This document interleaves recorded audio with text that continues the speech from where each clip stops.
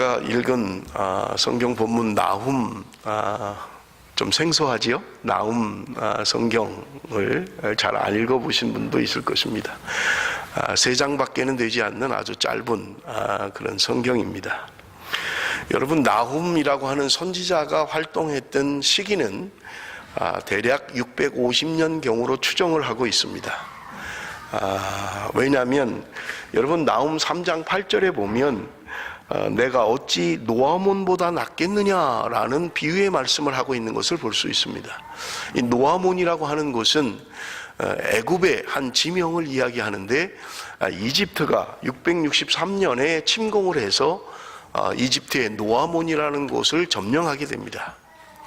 그렇기 때문에 지금 이 나훔이 활동했던 시기는 노아몬이 멸망한 그 시기부터, 그리고 612년에 니느웨가 멸망됩니다. 아수르가 멸망하게 되는데 그 사이에 활동했던 선지자다라고 하는 것이 학자들의 견해인 것입니다. 여러분, 우리가 그 나훔이라고 하는 선지자가 예언한 대상은 니느웨라고 하는 곳이에요. 여러분, 니느웨라고 하는 곳은 몇 주 전에 우리가 요나서를 설교할 때 요나가 니느웨의 멸망을 예언을 했죠. 너희들이 회개하고 돌아오지 않으면 40일 후에 니느웨는 멸망당할 것이라 라고 하는 예언을 노아가 했던 것입니다. 그래서 나훔도 마찬가지로 니느웨에 대한, 아수르에 대한 예언의 말씀인 것을 우리가 볼 수 있어요. 그런데 요나와 나훔은 시대적으로 조금 차이가 있습니다. 우리가 아는 것처럼 요나는 그가 회개를 선포할 때 니느웨 백성들이 회개하고 돌아오는 것을 우리가 너무나 잘 알고 있습니다. 왕서부터 회개하고 금식하고 하나님 앞에 돌아와서 하나님의 진노를 연기하는 것을 우리는 볼 수 있는 것입니다. 그런데 나훔 선지자는 요나 선지자로부터 적어도 100년 이후의 사람입니다. 그리고 이제 니느웨라고 하는, 아수르라고 하는 나라가 멸망하는 시기에 예언했던 예언자입니다. 그러므로 요나와 나훔이라고 하는 선지자는 똑같은 나라에 대하여 예언했지만, 요나가 예언을 할 때는 그들이 회개하고 돌아온 반면에 나훔은 아수르의 멸망을 예언하고 있는 것을 우리는 볼 수 있는 것입니다. 여러분, 우리 그 1장 1절을 한번 같이 읽겠습니다. 1장 1절 말씀을 다 같이 읽습니다. 시작. 니느웨에 대한 경고, 곧 엘고스 사람 나훔의 묵시의 글이라. 여러분, 우리 개역 개정에는 니느웨에 대한 경고 이렇게 번역을 했습니다마는, 전에 가지고 있던 개역 성경에는 보면 니느웨에 대한 중한 경고다 이렇게 표현하고 있어요. 중한 경고다. 그냥 니느웨에 대한 경고라고 하는 말과 니느웨에 대한 중한 경고라는 거예요. 아주 엄격한 그런 경고다, 그렇게 번역하고 있는 것을 우리가 볼 수 있는 것입니다. 경고라는 것이 그저 우리가 쉽게 지나칠 수 있는, 안전벨트를 안 매면 벌금을 물게 됩니다, 그 정도의 그걸 가지고 우리는 중한 경고라고 이야기하지 않습니다. 당신이 지키지 않으면 죽습니다. 당신이 이것을 행하지 않으면 멸망합니다. 중차대한 것을 이야기하는 거예요. 그러므로 여러분, 지금 나훔 선지자는 아수르에 대한 중한 경고를 하고 있는 것을 우리는 볼 수 있는 거예요. 그런데 여러분, 그 뒤에 표현이 뭐라고 되어 있냐면 나훔의 묵시의 글이라 이렇게 되어 있어요. 성경에 많이 나오지 않는 표현이에요. 묵시의 글이다. 여러분, 묵시라는 말은 여러분 쉽게 다른 말로 표현하면 계시라는 말입니다. 계시라는 거예요. 아수르에 대한 계시라는 말입니다. 그런데 이 계시라는 말은, 묵시라는 말은 사람에게서 나온 것이 아니에요. 하나님으로부터 왔을 때 그것을 우리는 계시다, 묵시다, 그런 말로 표현하게 되는 것입니다. 그러므로 여러분, 이 아수르에 대한 경고인 나훔서는 나훔 선지자가 아수르에게 경고한 하나님의 메시지, 하나님의 계시라고 여러분 이해하면 되겠습니다. 여러분, 사람들은 계시를 참 좋아합니다. 장래일에 대해서 궁금해합니다. 내가 앞으로 어떻게 될 것인지, 내 자녀가 어떻게 될 것인지 궁금해하는 것입니다. 그래서 여러분, 사람들은 장래일을 자꾸 알려고 하는 거예요. 내가 어떻게 될 것인가 하는 것입니다.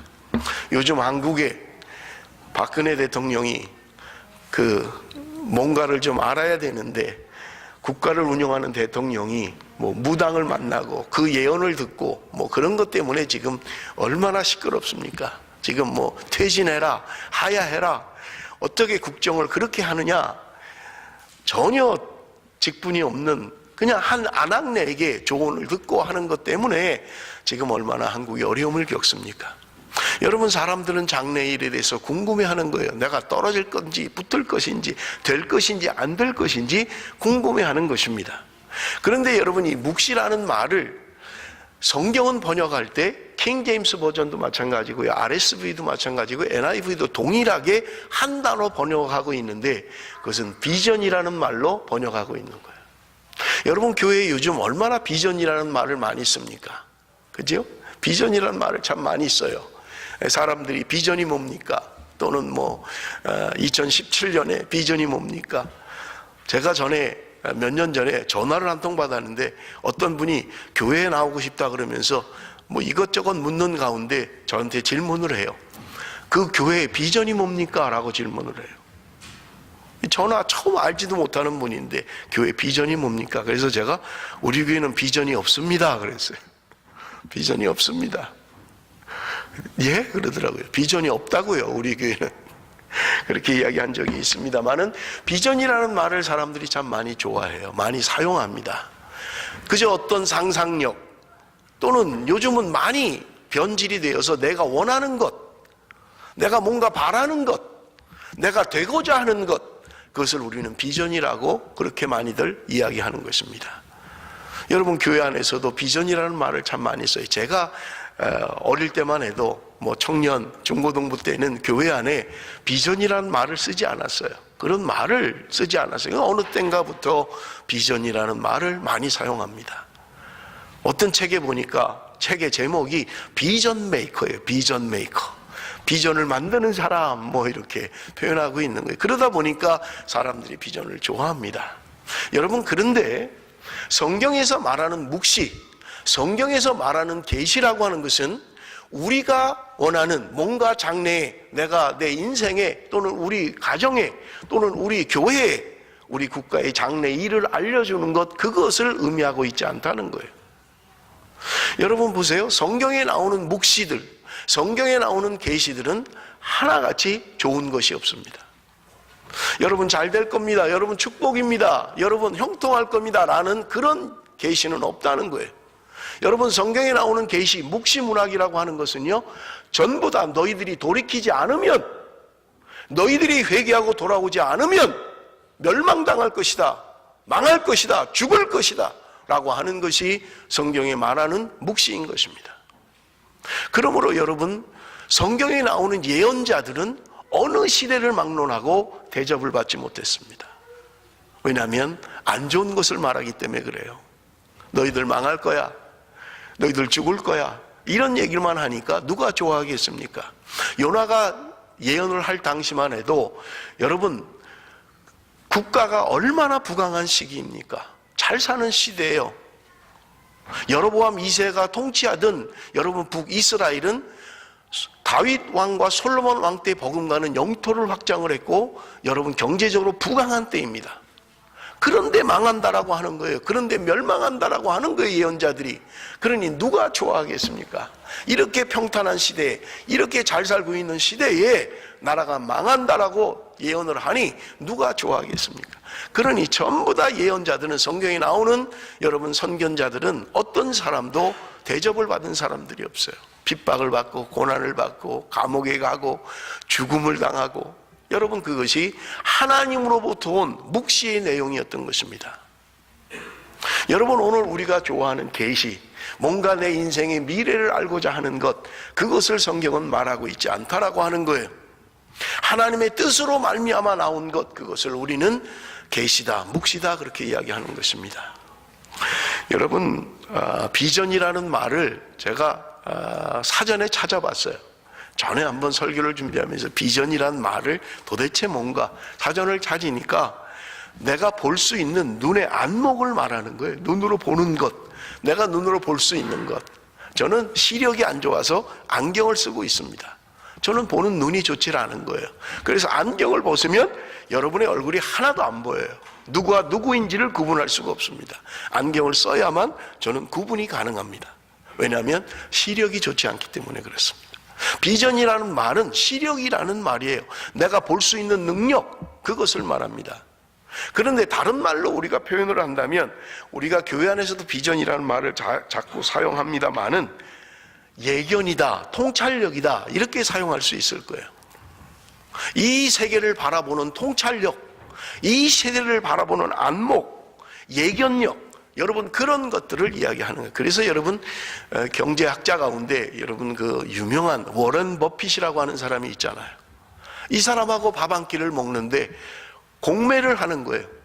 그런데 몇십억씩 주고 이 사람하고 밥 한 끼를 먹는 거예요. 뭐 길어봐야 2시간 아니겠어요? 밥 먹는 시간이 얼마나 며칠을 먹을 건 아니잖아요. 점심 한 끼 같이 먹는데 몇십억을 내고 밥을 먹는 거예요. 그러면 왜 사람들이 그걸 몇십억씩 내고 그 사람과 밥을 한 끼 먹으려고 하느냐 하는 거예요. 밥 먹는 게 중요한 게 아니기 때문에 그러잖아요.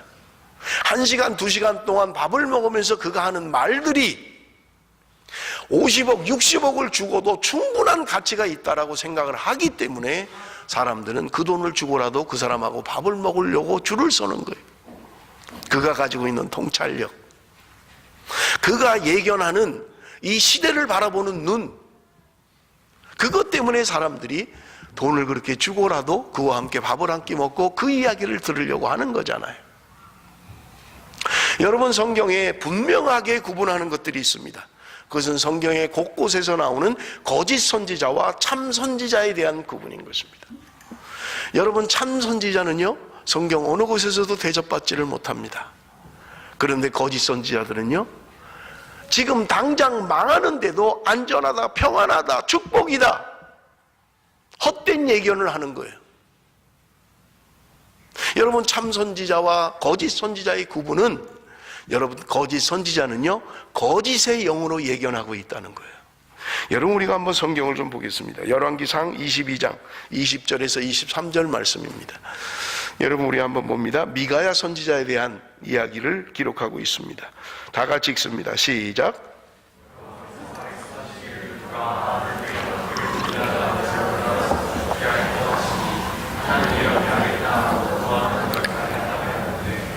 한 영이 나와 여호와 앞에 서서 말하되 내가 그를 꾀겠나이다. 여호와께서 그에게 이르시되 어떻게 하겠느냐. 이르되 내가 나가서 거짓말하는 영이 되어 그의 모든 선지자들의 입에 있겠나이다.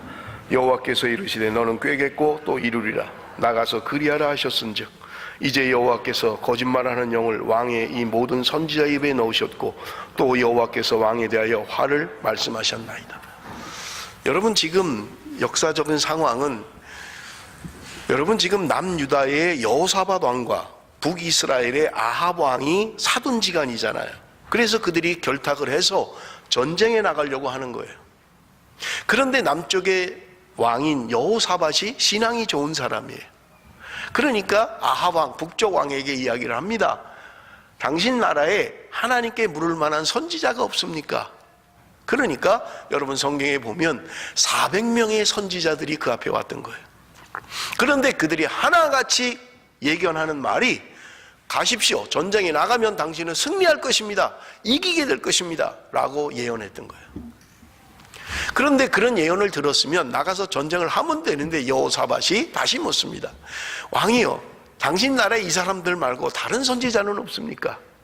그러니까 아합 왕이 대답합니다. 한 선지자가 있긴 있는데 그 사람은 좋은 말을 하지 않습니다. 언제나 나에게 안 좋은 이야기만 합니다 라고 이야기를 해요.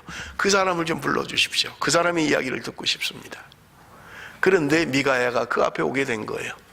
그런데 하나님께서 이미 미가야에게 말씀하고 알려주셨던 거예요.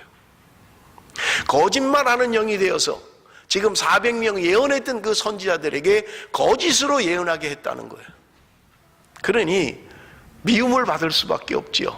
미가의 선지자는 결국은 감옥에 가지요.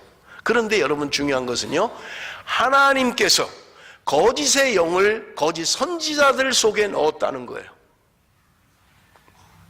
여러분, 우리는 어떻게 구분합니까?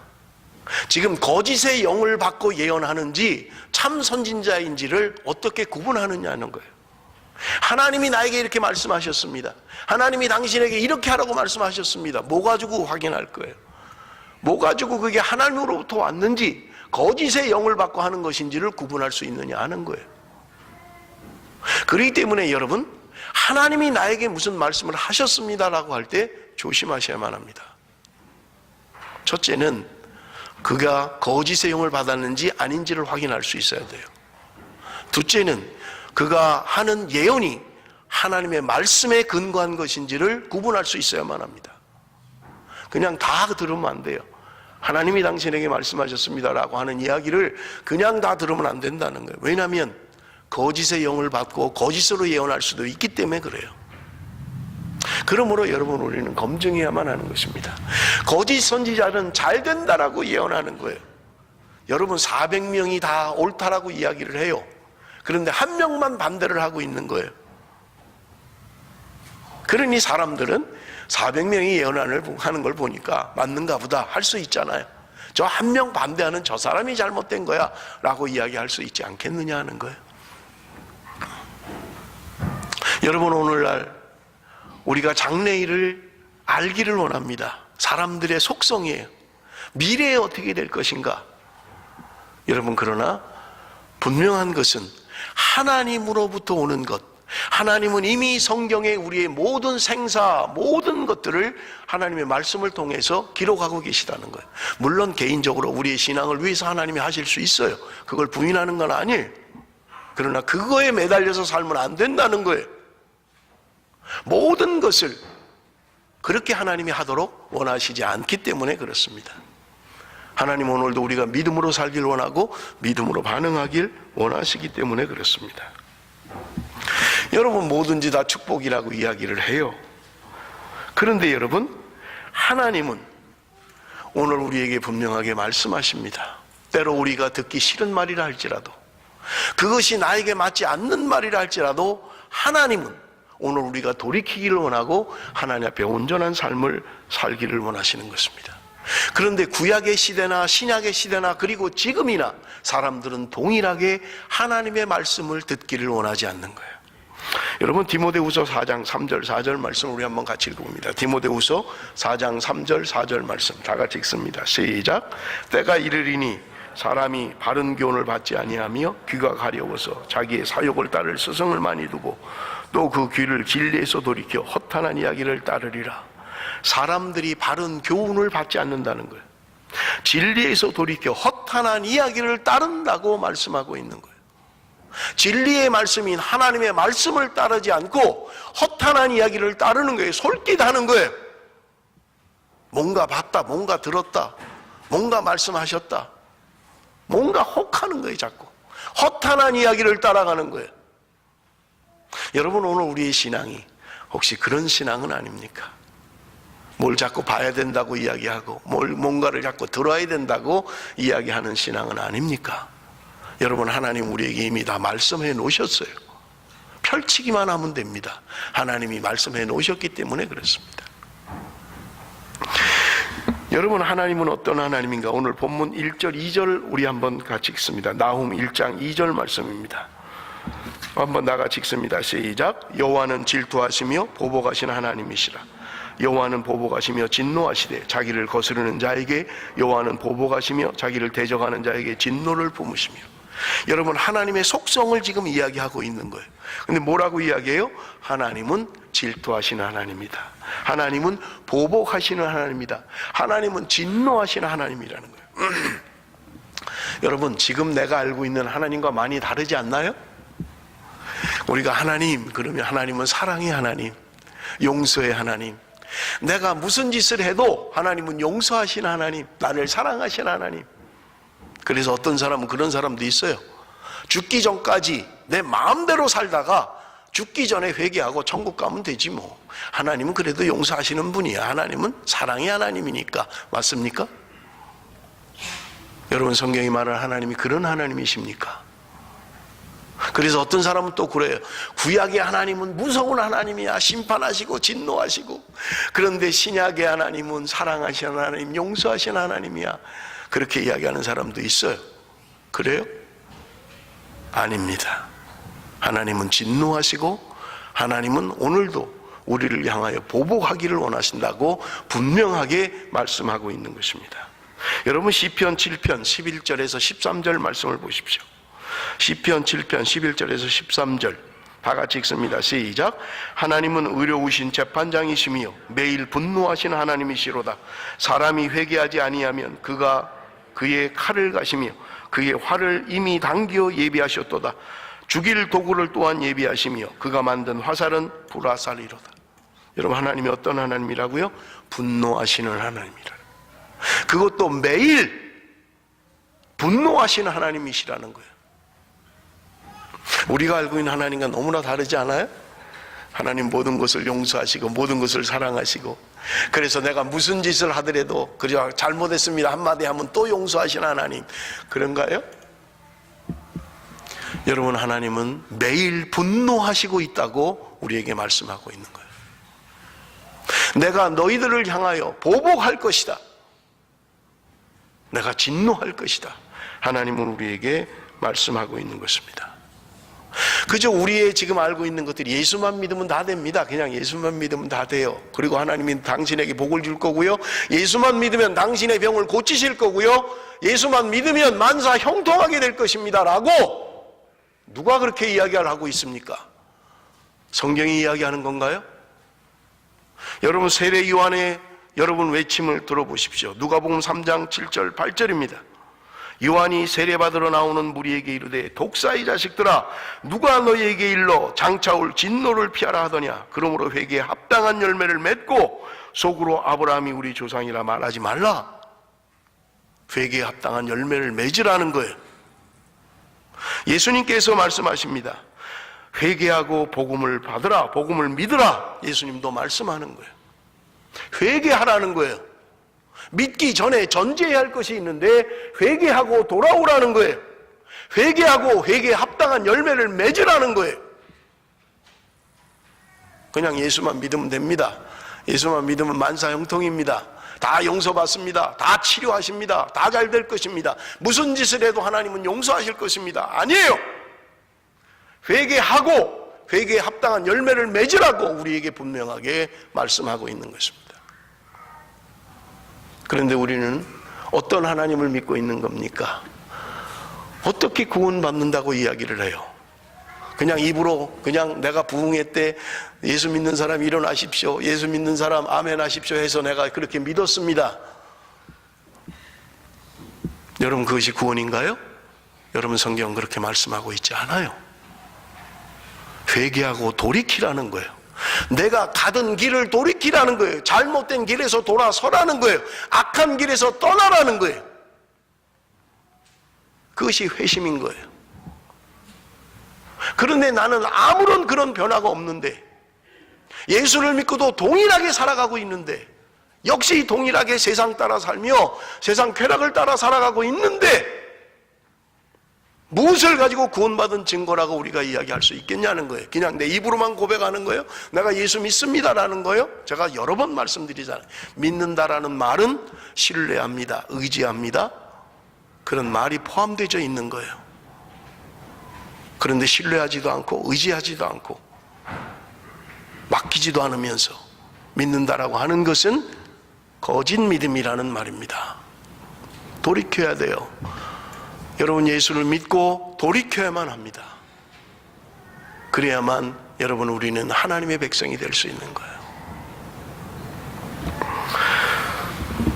여러분 나홈서 1장 3절 우리 한번 봅니다. 나홈서 1장 3절 여호와는 노하기를 더디하시며 권능이 크시며 벌받을 자를 결코 내버려 두지 아니하시느니라. 여호와의 길은 회오리 바람과 광풍에 있고 구름은 그의 발에 티끌리로다. 여호와는 노하기를 더디하시며, 하나님이 노하기를 더디하신다는 거예요. 2절의 말씀과 조금 다른 것 같죠? 하나님은 더디하신다는 거예요. 하나님이 오래 참으신다는 거예요. 하나님이 우리를 향하여 오래 참고 계시다는 말입니다. 이 말씀은요, 우리가 돌아오는 기간을 말하는 거예요. 돌아와야 된다는 거예요. 하나님이 오래 참을 때는 하나님이 우리에게 관여하지 않으니까, 내 잘못을 벌주지 않으니까 내 맘대로 살아도 돼 라는 시간이 아니라 하나님 앞에 돌아와야 되는 시간이라는 거예요. 하나님이 지금 기다리고 계시다는 거예요. 그런데 여러분, 우리는 어떤 삶을 살고 있습니까? 그저 내 마음대로 살아도 되고, 내가 무슨 짓을 해도 하나님은 나한테 벌 안 주시던데 그렇게 생각하고 있습니까? 아닙니다. 하나님은 지금도 우리가 돌아오기를 원하시는 거예요. 회개하고 주님 앞에 돌아오기를 원하시는 것입니다. 그러므로 하나님께서 기다리시는 시간이라는 말입니다. 노하기를 더디하시는 것은 기다리시는 거예요. 우리가 돌아오기를 기다리시는 것입니다. 내가 너희들을 어떻게 사랑했는데, 내가 너희들을 어떻게 사랑했는데 그 백성들이 하나님을 떠나는 거예요. 여러분, 성경에서 말하는 수많은 여러분 하나님의 마음을 보십시오. 내가 너희들을 어떻게 사랑했는데 너희들은 지금 어디에 있느냐라고 하는 거예요. 우상 숭배하고 하나님을 떠나서 자기를 사랑하고 그렇게 살아가는 백성들인 거예요. 그러므로 여러분, 하나님께서 노하기를 더디하시는 것은 하나님께서 우리를 돌아오기를 기다리시는 거예요. 내 맘대로 살아도 되는 시간이 아니라 하나님께 돌이켜야 되는 회개의 시간인 것을 기억하셔야 된다는 말입니다. 여러분, 나홈서를 통해서 하나님은 우리에게 주는 분명한 교훈의 말씀이 있습니다. 나홈 1장 7절의 말씀입니다. 여호와는 선하시며 환난 날에 산성이시라. 그는 자기에게 피하는 자들을 아시느니라. 여러분, 나홈이라는 말은 위로라는 말입니다. 하나님이 하나님의 백성을 위로하시겠다는 거예요. 여러분, 지금 역사적인 시점으로 볼 때 북이스라엘은 이미 멸망을 했습니다. 이제 남유다만 남아있는 거예요. 하나님께서 지금 하나님의 백성들을 이웃 나라를 통하여 징계하시고 징벌하시겠다고 말씀합니다. 언제입니까? 너희들이 하나님의 말씀대로 살지 아니할 때, 너희들이 하나님께 돌아오지 아니하면 이웃의 나라를 통해서 너희들을 침노하게 할 것이라고 말씀하셨던 것입니다. 그러므로 여러분, 이스라엘 백성들은 돌이켜야 되는 때예요. 지금 아수르라고 하는 강대국이 자꾸 괴롭히는 거예요. 여러분, 지금 우리가 읽은 나홈서 1장 11절 이후에는요, 역사적인 사건을 근거로 이야기하고 있는 것입니다. 말씀드린 것처럼 여호사밧 왕과 지금 전쟁을 치르고 있는 거예요. 이스라엘이 전쟁을 치르고 있는 거예요. 그런데 강대국에 의해서 계속적으로 핍박을 받고 있는 거예요. 하나님이 지금 이 아수르라고 하는 나라를 징벌하시겠다고 말씀하고 있는 거예요. 그러나 이스라엘 민족에게 있어서는 지금 그들이 하나님의 말씀대로 살지 않음으로 말미암아 강대국의 어려움을 겪고 있는 것을 말씀하고 있는 것입니다. 그런데 여러분, 지금 이 근거로 이야기하고 있는 아수르가 침공을 해서 이스라엘 백성들을 조롱합니다. 도대체 너희들 왕을 믿지 마라. 너희들 왕은 너희들을 구원할 수 있는 능력이 없다. 아수르의 대왕을 너희들이 믿어야 된다. 아수르의 군대가 쳐들어와서 조롱하고 있는 거예요. 이 편지를 가지고 여러분, 지금 히스기야 왕과 그리고 그 당시에 선지자였던 이사야가 하나님 앞에 기도하는 거예요. 하나님 앞에 눈물로 기도할 때 하나님이 그 기도를 들으시고 한날 천사를 통하여 아수르 군대 18만 5천 명을 죽여버리고 마시는 거예요. 사람의 능력으로 한 것이 아니라 하나님이 하셨던 것입니다.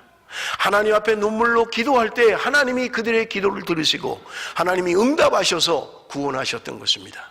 여러분, 이스라엘은 아수르를 이길 만한 능력이 없었습니다. 군사력에 있어서나 어떤 면에 있어서 강대한 그 아수르를 이길 수 있는 힘이 없었어요. 하나님이 하셨던 것입니다. 그들이 하나님 앞에 눈물로 기도할 때 하나님은 그들의 기도를 들으시고 하나님이 응답하셨던 것입니다. 그러므로 여러분, 우리는 기도해야만 하는 것입니다. 하나님 앞에 부르짖어 기도해야만 하는 것입니다. 기도의 사람, 여러분, 사단이 가장 두려워하는 것은 기도하는 사람을 두려워하는 것입니다. 그러므로 저와 여러분은 기도의 사람이 되어야 돼요. 다른 것은 몰라도 기도의 자리에 있어야 한다는 말입니다. 다른 자리에는 없어도 돼요. 기도하는 자리에 있어야 합니다. 내가 당하는 여러 가지 문제를 가지고 하나님 앞에 울부짖으며 기도해야만 하는 것입니다. 여러분 말씀드렸습니다마는 요나가 니느웨의 회개를 촉구할 때 여러분 니느웨 백성들은 회개하고 주님 앞에 돌아왔습니다. 여러분 어느 시대나 교회사의 어떤 때나 하나님 앞에 진심으로 회개하고 돌아올 때는 부흥의 시기입니다. 하나님이 그들의 죄를 용서하시고 하나님이 그들을 축복하시고 하나님이 부흥의 시기로 삼으시는 거예요. 여러분 아수르라고 하는 나라는 니느웨라고 하는 그 도성은 타락한 도시였지만 하나님의 말씀을 듣고 돌이킬 때 하나님이 그들을 용서하시고 그들에게 하나님의 부흥을 허락하셨던 것입니다. 그런데 100여 년이 지난 이 시점에 나홈이 예언하는 이 시점에는 3, 4대가 흘러가면서 선조들의 그 신앙을 물려받지 못했던 거예요. 그리고 타락하고 하나님을 멀리했던 것입니다. 여러분 어느 시대나 부흥의 시기가 있습니다. 여러분 한국에도 여러분 부흥의 시기가 있었잖아요. 힘들고 어려운 가운데도 눈물로 기도하고 그 추운 겨울에 새벽에 나와서 성도들이 기도하며 복음을 전하고 전도하는 시기가 한국교회도 있었던 것입니다. 제가 일부 예배 때도 말씀을 전하면서 얘기했어요. 제가 어릴 때는요 따뜻한 교회 난방시설이 되어 있지 않았어요. 그래서 가을이 되고 날씨가 추워지면 교회 안에 난로를 넣고 연통을 바깥으로 빼서 난로를 뗐습니다. 그런데 그 난로 뗄 돈이 없는 거예요. 그러니까 제가 어릴 때는 톱밥을 뗐어요. 톱밥을. 그 제재소 나무 자르는 데 가면 그 싸게 나무 자르고 남은 그 톱밥 그거 싸게 사다가 그걸 떼는 거예요. 교회 안에. 그러면 그게 얼마나 매운지요. 연기가 얼마나 나는지요. 그게 불이 완전히 붙을 때까지는요. 지금처럼 주보를 그냥 프린터기에 그냥 컴퓨터에다 연결해서 툭 치면 그냥 자동으로 100장이고 1000장이고 척척척척척 이렇게 나오는 게 아니라 제가 중고등학교 때는요 교회 가면 등사라는 걸 했어요. 이걸 누가 철필로 써가지고 미는 거예요. 복사하는 거예요. 등사하는 게 등사한다 그러죠. 한 도씩 요 옷에 손에 전부 다 검정 다 묻고 이거를 매 주일마다 토요일이면 주보를 복사했던 거예요. 교회에서 학생들이 가서.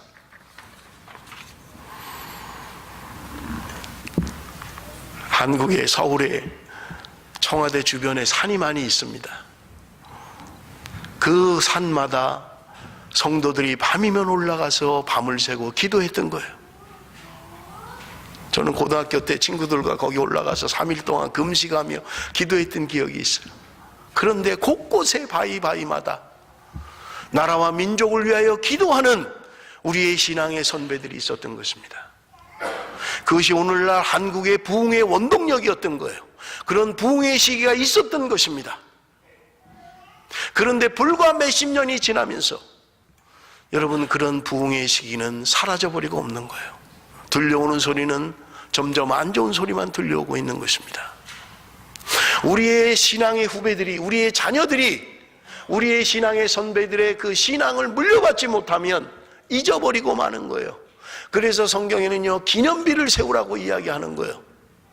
이 돌들로 말미암아 기념을 세우라고 이야기하는 거예요. 하나님이 어떻게 역사하셨는지, 하나님이 우리와 어떻게 함께 하셨는지를 우리의 자녀들에게 가르쳐야 된다는 거예요. 시간이 지나고 나면 다 잊어버리는 거예요. 사라져버리는 거예요. 그러므로 여러분 우리의 자녀들이 우리의 신앙을 물려받을 수 있도록 여러분 우리는 기도해야만 할 것입니다. 시편 145편 4절에 대대로 주의 행사를 크게 칭송하며, 대대로 주의 행사를 크게 칭송하며, 대대로 칭송하라는 게 하나님의 행하신 일들을 대를 이어가며 그렇게 칭송하라고 말씀하고 있는 것입니다. 지금은 너무 편안한 시대에 살고 있는 거예요. 우리의 신앙의 선배들이 어떻게 신앙생활을 했는지 다 잊어버리고 있는 거예요. 여러분 오늘 나는 그냥 뚝 떨어져서 내가 된 것이 아니라고 하는 분명한 사실인 것입니다. 그러므로 여러분 우리는 우리 부모님 세대의 그 신앙을 유산으로 물려받아야 되고 우리의 자녀들에게 그 신앙을 물려줘야만 하는 것입니다. 그들은 그 추운 겨울에도 주님 앞에 나와 기도했고 그들은 생명을 걸고 복음을 전하며 주님의 나라를 위하여 기도했던 것입니다. 그러므로 여러분, 우리가 그 신앙을 물려받을 때 하나님께서는 우리를 축복하실 것이고 우리와 함께 하실 것입니다. 그러나 여러분, 우리가 그 신앙의 그 본질을 잃어버리고 세상을 따라가며 세상의 쾌락을 따라 산다면 여러분, 하나님의 진노의 칼이, 하나님의 분노가 매일같이 우리에게 임할 것이라고 성경은 우리에게 분명하게 말씀하고 있는 것입니다. 그러므로 여러분, 우리는 하나님 앞에 있어야만 합니다. 하나님의 사랑이 우리에게 영원토록 우리의 자녀들에게 유지될 수 있도록 여러분, 우리는 신앙의 바른 삶을 살아야만 하는 것입니다. 내가 신앙의 바른 삶을 살지 못하면서 하나님의 축복을 기대하고 하나님의 위로를 기대하는 것은 잘못된 것입니다. 그러므로 여러분, 우리는 말씀 앞에 바로 서야만 합니다. 그리고 그 길을 걸어가야만 합니다. 그리고 우리의 자녀들이 그 길을 따라올 수 있도록 신앙의 모범이 되어야만 하는 것입니다. 그럴 때 하나님께서는 우리와 함께 하시고 우리의 삶 가운데 축복하시며 우리를 인도하시는 좋으신 위로의 하나님, 하나님은 우리를 들으신다고 분명하게 말씀하고 있는 것입니다. 사랑하는 성도 여러분, 힘들고 어려울 때마다 하나님 앞에 나가십시다. 하나님 앞에 무릎을 꿇고 기도하십시다. 그럴 때 하나님께서는 우리의 기도를 들으시고 나를 아신다고 성경은 우리에게 말씀하고 있는 것입니다. 말씀을 맺겠습니다. 나음서는 3장밖에는 되지 않아요. 그런데 여러분, 나는 한 번도 나음서를 읽어본 적이 없다. 그렇다면 여러분, 부끄러운 일입니다. 우리의 신앙이 부끄러운 일이에요. 장수가 적기 때문에 내용이 부실한 것은 아닙니다. 하나님은 오늘도 나음을 통하여 선포하시는 이 말씀을 통하여 주의 백성들이 회개하고 돌아오기를 원하고 하나님의 말씀 앞에 살기를 원하시는 것입니다. 여러분, 우리가 하나님 앞에 바른 삶을 살 수 있도록 겸비합시다. 돌이킵시다. 하나님 앞에 하나님의 백성으로 살아가는 저와 여러분이 되시기를 바랍니다. 기도하겠습니다.